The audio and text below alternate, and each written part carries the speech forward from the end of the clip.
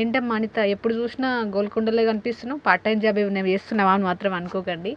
మా రిలేటివ్స్ బోనం చేస్తురంట, రమ్మని చెప్తే వెళ్ళాను. అట్నే వెళ్ళేటప్పుడు కొబ్బరికాయ తీసుకెళ్ళి పుట్ట దగ్గర కొట్టేశారన్నమాట. కాలు ఇప్పుడే కదా, ఓన్లీ ఇయర్లీ వన్స్ అంతే. పక్కనే ఉంటుంది కానీ అసలు వెళ్ళాను మేము ఎప్పుడు కూడా, ఓన్లీ బోనాలప్పుడు లేదంటే ఏదైనా మొక్కు ఉంటే తప్ప అసలు వెళ్ళము. ఇక మా అమ్మగారికి బొట్టు పెట్టిపించి గవ్వలు మెడలో వేయించాను. ఇక ఇంకొక ఎంత 6వ పూజ కావచ్చు, 7వ పూజ, 8, 9 ఇంకొక 2 పూజలు అయితే అయిపోతుంది. ఇక తినేసి వస్తున్నాం ఇంటికి వచ్చేటప్పుడు వీడియో తీద్దామని చెప్పేసి వీడియో తీసుకున్నాను. ముంగట వీడియో తీస్తుర్రు, మా అమ్మగాడేమో స్టిల్స్ ఇస్తుంది చూడండి, హాయ్ చెప్తుంది మీ అందరికీ.